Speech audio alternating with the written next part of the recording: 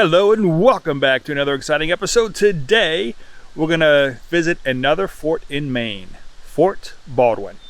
So come along with me and see what we can see. Now it is a little bit of a hike, about 500 feet up, not long at all, but I'm taking my cane just in case. The parking lot is also near the spot of the original Popham colony, and it's Fort St. George. A path takes a relatively straight line up from the parking lot to Battery Cogan. The trees have grown up over the years, so the view of the water is mostly obstructed at the top. One has to assume that when it was active, they had a much better view, at least from the tower. There is also a 1.2 mile trail called the Perkins Farm Trail, which leads to the fort from the other direction. Fort Baldwin is a former coastal defense fortification near the mouth of the Kennebec River in Phippsburg, Maine, and is preserved as the Fort Baldwin State Historic Site. It was named after Jedithan Baldwin, an engineer for the Continental Army during the American Revolution.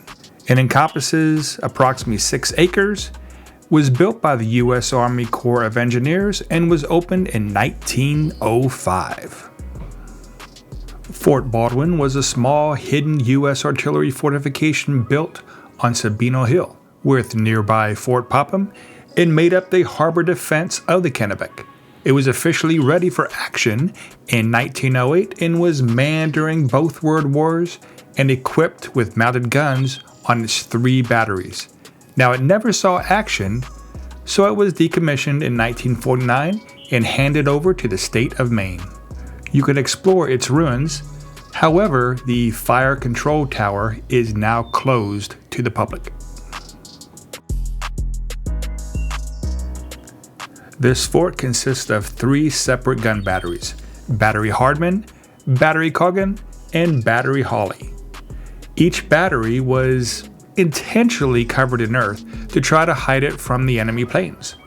Now the ruins are now decaying concrete, and water drips into the rooms and tunnels as nature slowly takes over. Initially, only gun installations were built, so the soldiers had to be stationed at Fort Popham. However, once World War I broke out, the Army quickly constructed 8 temporary buildings with wood frames and tar paper roofs and walls in a limited space available on Sabino Hill. These buildings included an administration building, a small hospital, a double barracks, a bakery, a double mess hall, and a lavatory.